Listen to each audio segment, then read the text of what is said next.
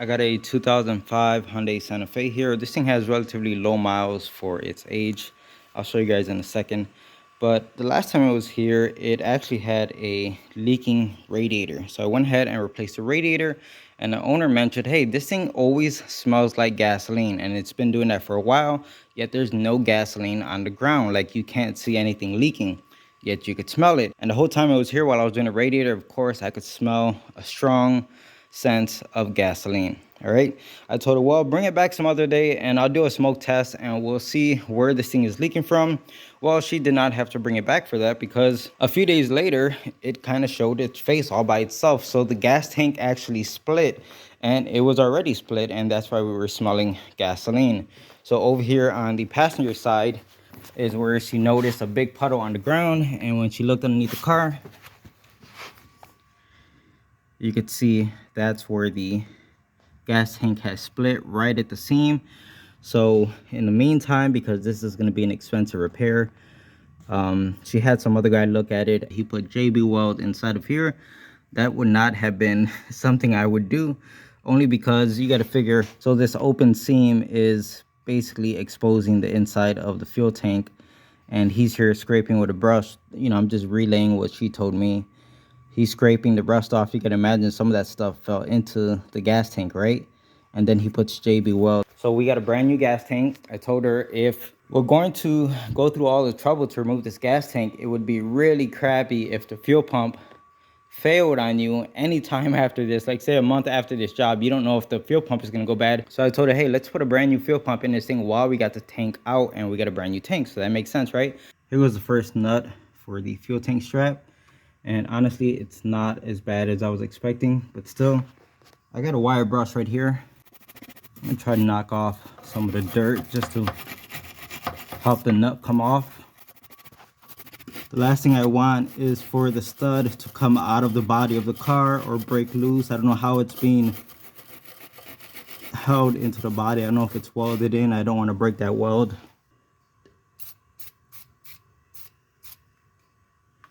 It's been a while since I've actually used PB Blaster, but you never forget that smell. So these appear to be 17 mil.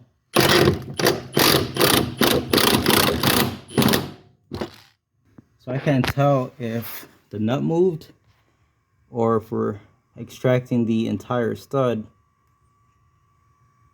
That length looks a little bit shorter from what I remember. I think the nut is moving. Maybe not. Yeah, we might just be pulling out the entire stud, which if it's threaded into the body, that's fine. It doesn't matter if it comes out like that. So let's go on the other side and see if we could get that one to release without any trouble. This side got the same exact treatment with the wire brush and the PB Blaster.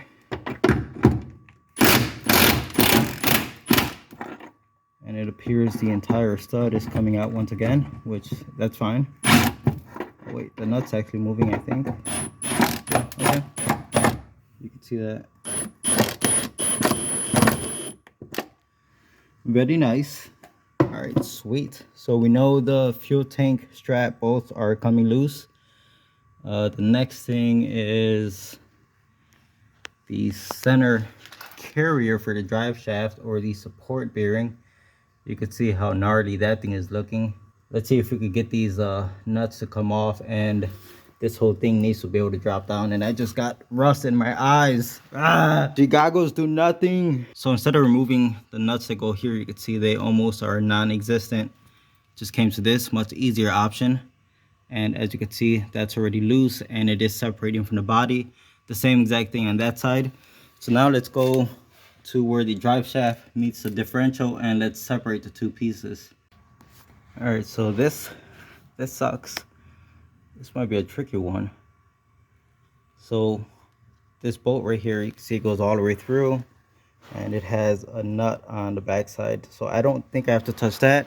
I think if we could get these nuts off in front, we should be able to take the drive shaft off.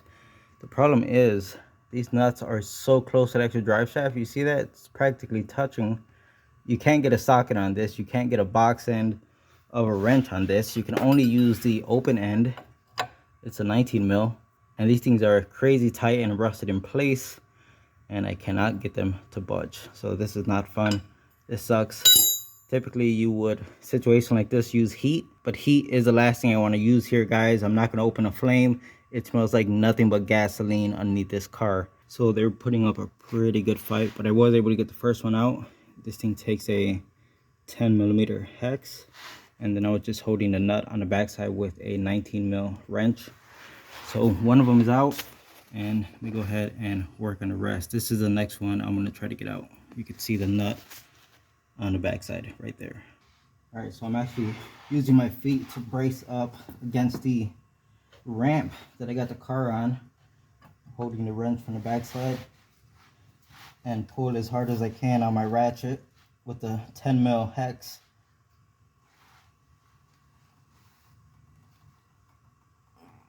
Oh.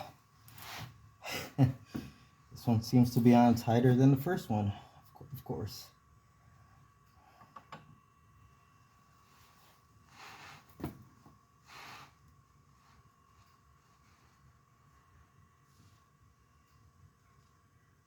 Oh.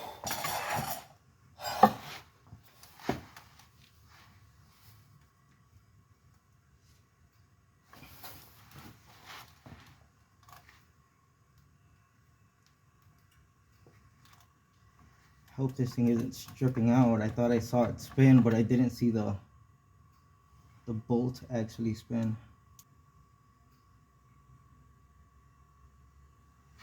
It's probably my 10mm hex.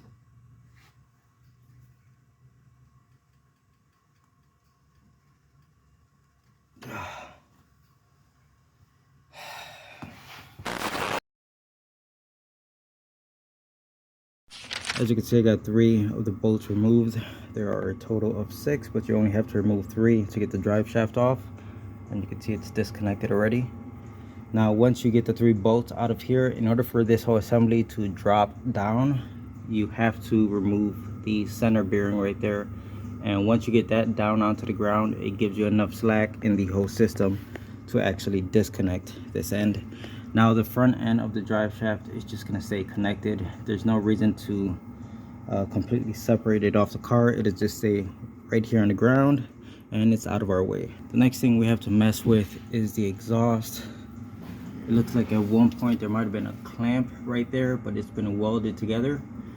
So that just means I'm gonna have to go ahead and cut that off again. Probably just use a Sawzall. I think I'm gonna go ahead and cut right here where this pre-existing repair is already. It looks nasty, old, and crusty. So we're gonna chop that little section out, and it'll just get replaced by the time we're done here. But that's where I'm cutting.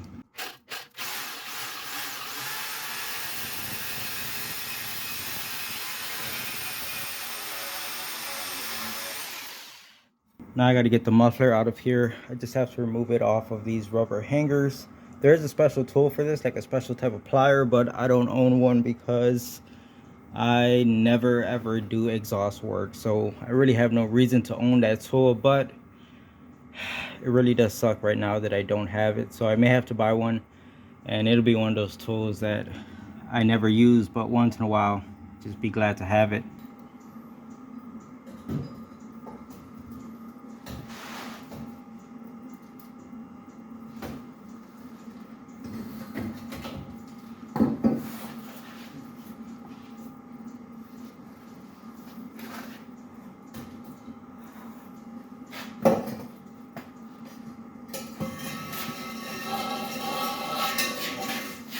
With the muffler out of here and the drive shaft on the ground, we got plenty of access to the fuel tank now.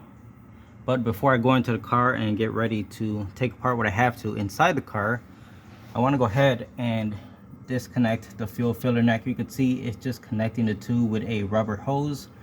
And I don't have to fight with these clamps because we actually have a replacement hose for this section right here, and we got new clamps and everything. So I might just go ahead and cut this rubber hose in the center just so we could get the fuel tank off of the car a little bit faster, and then I'll deal with this. And you can see there is some corrosion on the fuel filler neck, and I'm gonna have to deal with that. But for the most part, we don't have to try to preserve this rubber hose. Here I have a hose cutter. Let's see if it fits around this.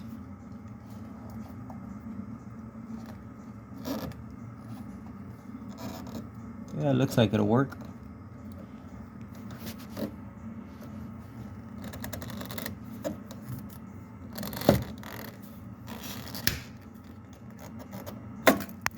And that's it. You can see it's fully cut through. I just noticed another hose. So this one's coming out the front of the fuel tank. You can see how bad this looks. So I really don't want to touch this. We can't cut this because I don't have a replacement. At least I don't think I do. So I have to try to get that clamp off and separate this. This should be fun. Now to get a little bit more clearance, I did remove the straps off of the tank and I began to lower it just a little bit. As you can see, I got my floor jack in the center and I have my other floor jack right there, and it's just giving me a little bit more clearance to help get this hose off of here. This tool right here is actually made for getting behind hoses to break the bond that it has, and it seems to be doing pretty good. You can see that's what it looks like, and it's for situations just like this.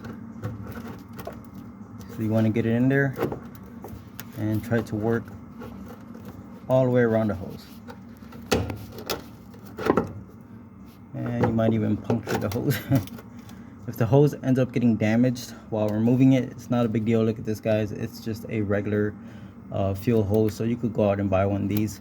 I was trying to avoid having to do that, but by the time I get this off, if it's damaged, then we'll just replace it. Not a big deal.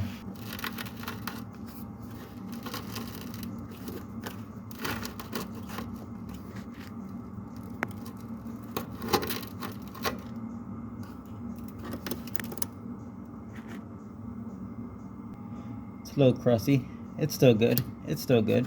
All right, so here's the rear seats. They're all folded up, but there's some bolts like down here that we have to remove, and pretty much all of this has to come out and just get it out the way, because there is a access panel for the top of the fuel tank, and that's where we got to get to. As you can see, I got the seats removed. I just put everything back here and I peeled the carpet forward. Now you can see the two spots where we have the access panels, one there and one there. It's not fully cut, as you can see, so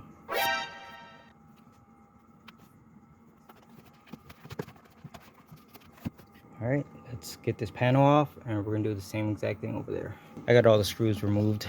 You can see that one over there, so it gives us access underneath here. So I'm just gonna go ahead and disconnect that electrical connector as well as the fuel line, and pretty much the same thing over here. Just start unplugging everything. These just have a little plastic push-in on each side that you squeeze.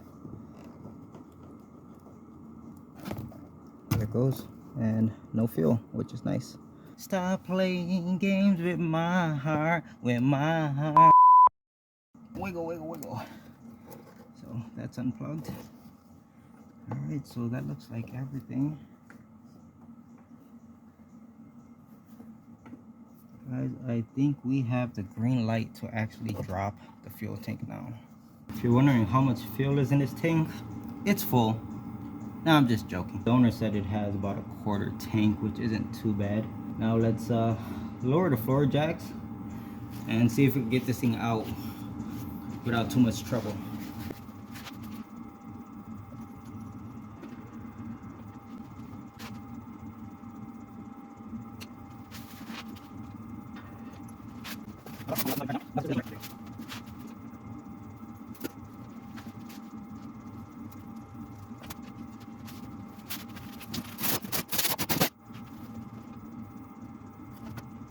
It's a good thing I didn't drop it all willy-nilly, because you can see there is still a line connected. Don't know what that's for.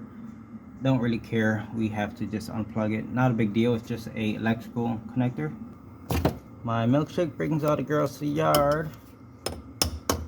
Oh yeah.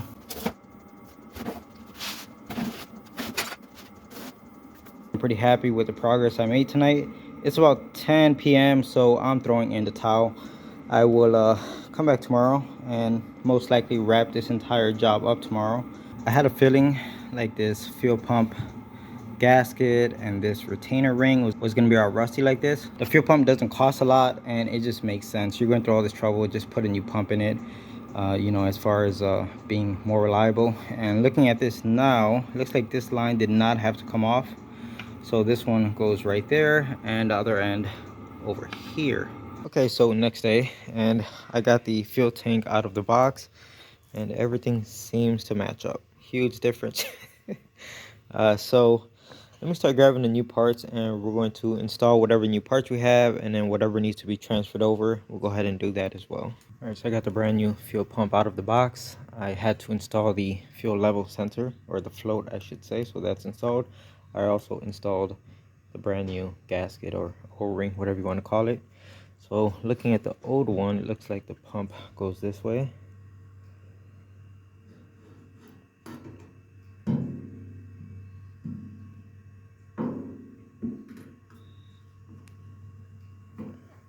Looks good. And we have a brand new retainer ring.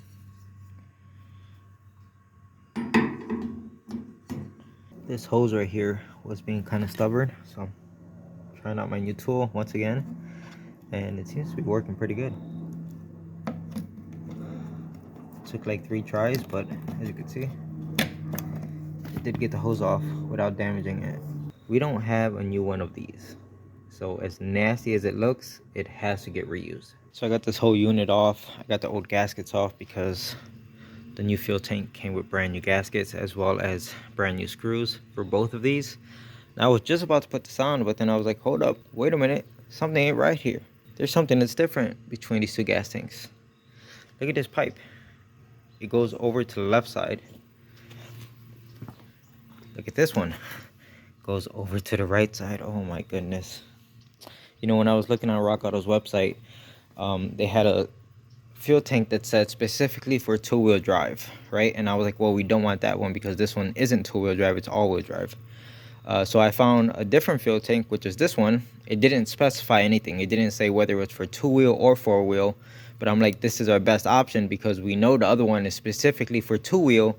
So we have no option. This was the only choice, and it looks like... So I'm going to have to make this work somehow. Or you know what? No, this thing is not different. I think I see what's going on here, guys. Look at those tabs. You see them bent over? Look at these tabs. They are on the left side and they are not bent over. So I think this thing just got damaged in shipping. Oh my goodness. Overthinking. That's what I get.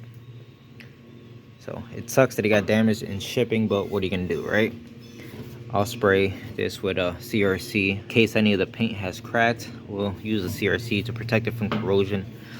But hey, at least it was a simple fix, right? It just sucks that it got damaged in shipping. But you know what? I am not complaining. Finding out that the bracket was just bent is a way better outcome than if it was coming this way and then we had to try to figure out something. So I'm okay. Let me go ahead and put this unit on.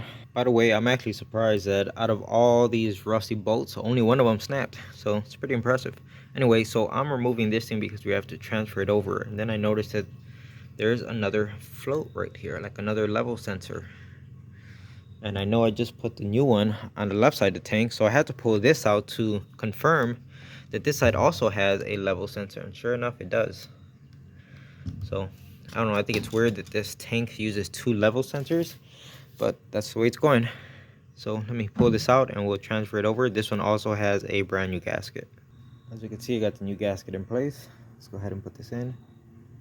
Being very careful.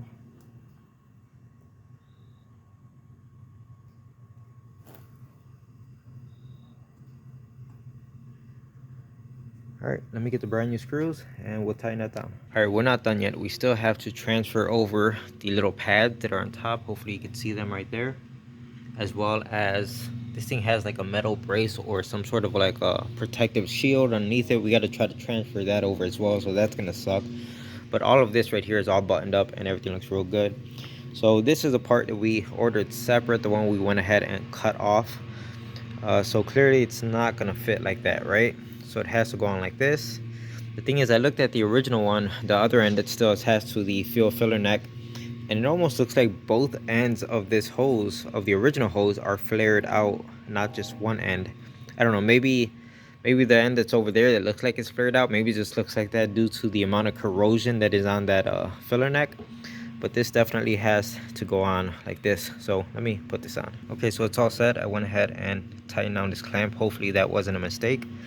So we'll see if we could get this on with it being like that. I got all the bolts removed and the retainer clips as well. So when I lift up the gas tank, you can see it starts to separate right there. This thing is still pretty heavy. It's got a decent amount of fuel in it. So let me try to get this metal shield off without making a mess here.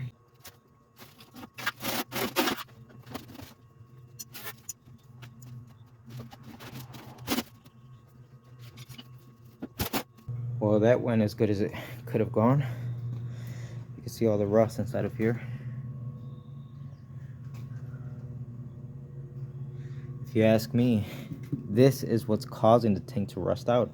It holds water. Water just sits there and rots out the tank. If you're saying, well, don't put it back on, it has to go on. The fuel straps, see right here? Those are the channels where the straps for the fuel tank goes. If there's nothing protecting the fuel tank from the straps, it's gonna eat right through it and it'll make a hole in the brand new fuel tank. So this stuff needs to be in place. I don't think it's anything to worry about.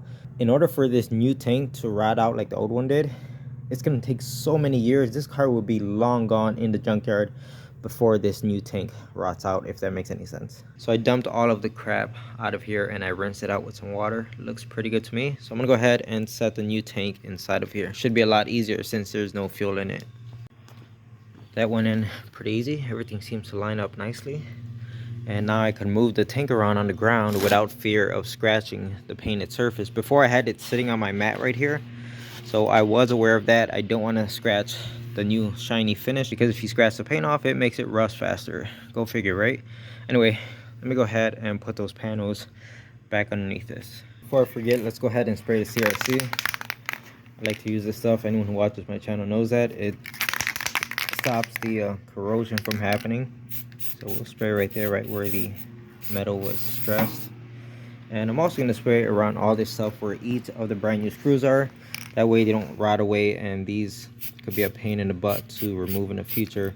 See, the old ones were hex bolts, 8mm, and they're a lot easier to put a impact socket on and just zip them off, you know. But when you're dealing with these Phillips heads, yeah, they don't play so nice once they start to get rusty. I mean, the reality is, again, this car will be long gone in the junkyard before this thing would ever have to get this fuel tank dropped for whatever reason. So this is probably a waste of time and a waste of product, but it makes me feel better. As you can see, I transferred over all of the little foam pads, and you got to make sure you transfer them because it'll cause the tank to rub on the underside of the car, which could lead to more problems and noise. So it looks like these were hot glued from the factory, and I don't normally do this. That's what she said. But I got a hot glue gun, so I guess this is the first time I ever used a hot glue gun for a car. So I made sure to mark out where each of the pads goes, looking at the old one. So that would sit right there. Look at me going above and beyond. I think that deserves a thumbs up. All right, you guys get the idea. Let me go ahead and do all of them. As you can see, I got the plastic push-ins installed, and on this end we got the 10 mils going all the way across, so everything's in place. Two of these 10 mils did end up snapping off when I was taking it apart, so I had to extract the broken off stud, but that's all fixed. And as you can see, all the metal plates that go underneath this thing are in place.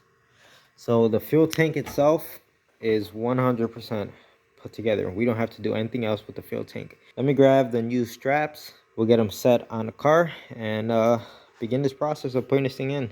I got both of these straps in place. As you can see, they are hanging down. So guys, let me go ahead and get this all reassembled. There's really no reason to show me putting all this stuff back together. It's just a bunch of headache stuff.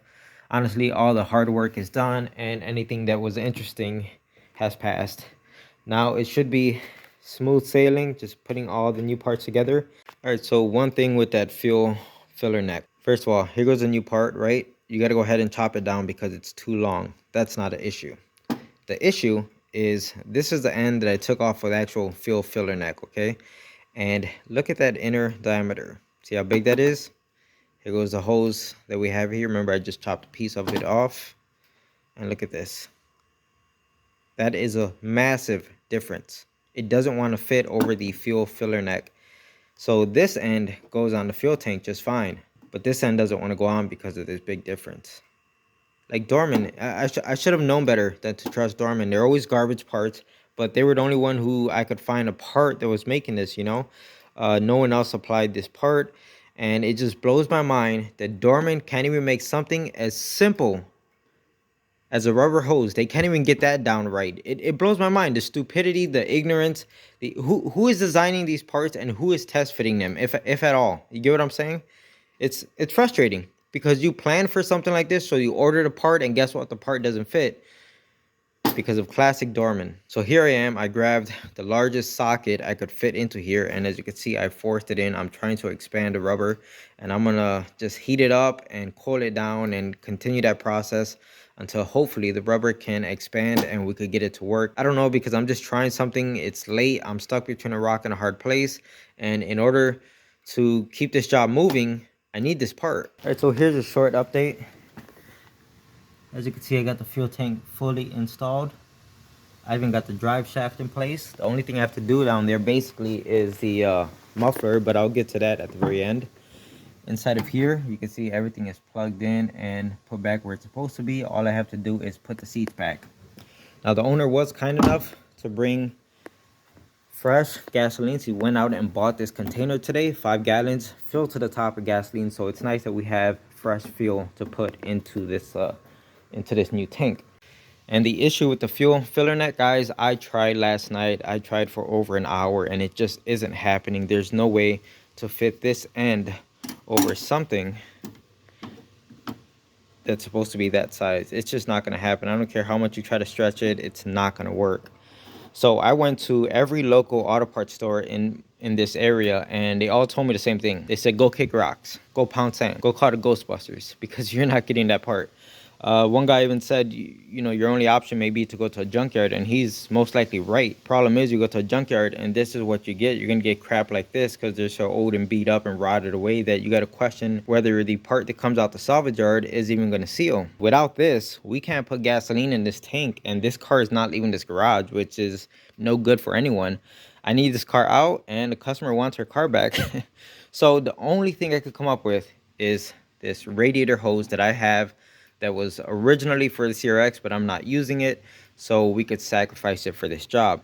Now, before anyone says anything, I know you're not supposed to use radiator hose for gasoline, and it's most likely gonna disintegrate over time and not seal and maybe even start to leak. I know that. This is temporary, guys. It's a band-aid. It's enough to get gasoline in the tank and get the owner driving until we can figure out how to get a proper hose on this that's going to work with gasoline. So if we look at the end that fits the actual fuel tank and we put it up against the radiator hose, that's almost like perfect. The inner diameter looks about perfect, so that's going to fit. And then if we grab the nasty end that goes to the fuel filler neck, again, if you put it up right here, they are almost perfect as well. So what I'm going to do is right here in the center, cut out this chunk that fits about this length, and this is what we're going to use to put on the car. Here goes the hose all cut size, and I just kind of measured up using this piece because I know that piece fits. Looks about good. So let's go test fit it and see how well it works. And there we have it. Both of the clamps are on, and it fit like a glove. It fit very snug on both sides, and it only took like 2 minutes, not 2 hours. Dorman, garbage. I want to make sure that this new pump works. I've gotten burned like this, guys, with the CRX. It's just bringing back memories where I put everything together. I put a ton of gasoline in the tank only to find out something's not right. The car wasn't starting and I had to drop the gas tank again. But this time it was full of gasoline, which really sucks. It's going to be loud because, as you can see, the muffler is still not on the car. But let's go ahead and start it up so that it runs on the fuel that's inside of the fuel lines right now, if there is any. And we'll run it until the engine stalls, and then we'll add the gasoline in here, and then we'll keep cranking the engine until it starts up. I just want to make sure everything's working. All right, so first of all, let's listen for the fuel pump prime. And yes, I can definitely hear that fuel pump. I'm thinking about something now. You guys are probably thinking, well, what's taking so long? Start it. Well, there's no gasoline in the tank. So running the car, basically that fuel pump is going to be running with no gasoline, and the gasoline is what keeps it cool. You can actually damage a fuel pump by not having fuel in it when the pump is running. Let's see if it'll start real fast. Okay, so it already doesn't start, so that's a good sign. It means we don't have to run it with that pump running. Let's go ahead, grab the fuel, start putting it into the tank. So I put in about 2.5 gallons. Good news, I don't see any drips, any leaks or anything. I don't know if that's enough to start up the car, considering that the rear end is on a ramp, so the car is leaning forward. I don't know if 2.5 gallons is enough to reach that fuel pump, but we'll find out. The pump sounds different. I'm gonna go ahead and prime it again.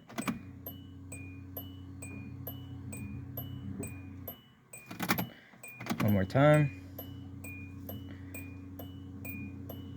Let's see if it starts. Started right up. It's working. And it's not as not as loud as I thought it was gonna be without the exhaust. It's probably because it has a resonator and the catalytic converter on it still. But I'm happy with that, guys. Of course, no leaks. Everything looks good. You can see at our filler hose, nothing is dripping, nothing's wet. Looks really good. Very nice. So I think I'm gonna go ahead and dump in the rest of the fuel into the tank because it seems like everything is working. So that's all of the gasoline inside the car, and you could hear there's like a little bit sloshing around on the bottom, but that last little bit I can't seem to get it out of the tank. Yes, it is empty. All right. What I want to check is we got to make sure our fuel level sensor is working correctly. So now that it has all 5 gallons, let's see if it's enough to move that needle. Before, when I looked at it, it was on empty pretty much. You saw the fuel light came on. Let's see if that needle moves now. And yes, it is moving. See it going up slowly. Start her up one more time. So the new fuel pump is working, and our fuel level sender unit is working because it's reading correctly on the fuel gauge. You can see the fuel light turned off. All right, sweet. Guys, we are almost done wrapping up this job. The next thing I have to do is I have to go to an auto parts store to get a sleeve to attach this end to the existing end that's on the car. But I have to go ahead and chop this off because we're not gonna need this. But I'm gonna chop off maybe like 1/2 inch extra, like somewhere like right here, because I actually need the diameter of this thing, and it's just a lot easier when you could take the part in that you're trying to match it up against, take it into the store, and you have something physical right there, so that you're not there wasting money buying parts you don't need. So let me go ahead, chop this off, and I'll take this with me to the store. So I picked up this from the auto parts store. I don't need something this long, but it's the only thing I could find. It looks like it might work. I'll just chop it down. So this end going towards the muffler is actually a different inner diameter. So you can see right here it flares out, and it's gonna fit inside of there pretty snug. I picked up a clamp. We'll put a clamp right there, right? And then this end, I'll chop it off to whatever I need. And then the pipe that's going towards the front of the car is a smaller diameter, and that's what this end is going to fit into. And once we put that in place, we'll put a clamp on this side. So essentially we'll have a section piece that combines both of them and a clamp on each side, and that way the muffler is basically removable. It's no longer going to be welded in case it ever needs to come out for future work. You just go ahead and separate the clamps, and this thing can come right out without cutting anything. Oh, and I also picked up one of these while I was at the store. So this is the tool I was talking about that I wish I had. It's kind of late, but I guess better late than never, right? Anyway, I'm sure to come in hand in the future, so it's nice to have. I know it's hard to see, but you guys can tell that the muffler is in place. Here goes the pipe, and here goes the end result. The reason why I got the clamps facing sideways is because we've all driven over bags. If there's anything sticking down, I would think that this is more likely to snag on a plastic bag as you're driving on the road than if they were pointed to the side like this. And as you can see, there's nothing over here. There's plenty of clearance. These things are never going to touch anything. Let me show you guys a new tool I got. This is, I think, my first air ratchet. And the thing about it, it's not just an air ratchet. It's actually a impact, 3/8. Usually these are just ratchets. They're not impacts, but this one is. And this is my first time ever trying a swivel adapter like this. And it's pretty sweet. I'm liking it. If it holds up, I'm gonna end up buying a lot more from other air tools. But let's see this bad boy. This is the first time I use it. Let's see its impacting feature in action.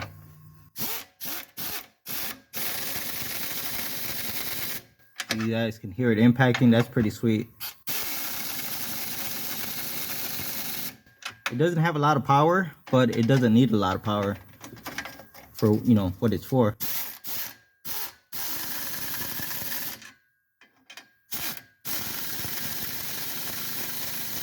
So I'm gonna go over these with a hand ratchet, just make sure they're nice and snug. But that's gonna be it, guys. It's already looking pretty good to me. Fat guy in a little coat. Fat guy. Oh crap. Alright guys, so we are on the maiden voyage with the Santa Fe. So far it's been driving pretty good, no issues at all. I've been looking underneath, no leaks, no drips, no nothing. The fuel gauge seems to be working as I pointed out before. And everything just good, it just works. So I don't know what else to say. The added benefit of the, you know, having a new fuel tank is that she also has a brand new fuel pump, so that just extends the life of that. As far as the muffler work with the clamps, it works. Is it 100% sealed? Not at all. You know, they're just clamps. Never claimed to be a muffler guy, but I think it works, and it's good enough for a pinch. It's good enough to get the car back on the road and get it back in the owner's hands. And if the owner feels that, like, hey, I don't know, let's just say she thinks the muffler is too loud, which I don't think it's loud because I can't even hear anything. It just sounds normal to me. But in that case, if she does, she could easily just take it to a muffler shop and they could weld in that piece of metal tube that I put in place. It doesn't have to be clamped in place. They could weld it fully all the way around and that'll be it. It won't even be expensive. But I think this job turned out pretty good. Yeah, it was frustrating and a pain in the butt and dirty and messy and stinky, but the job got done and I'm sure the owner's gonna be really happy. So that's gonna be it for this one, guys. If you enjoyed the video, please give it a thumbs up, and like always, thanks for watching.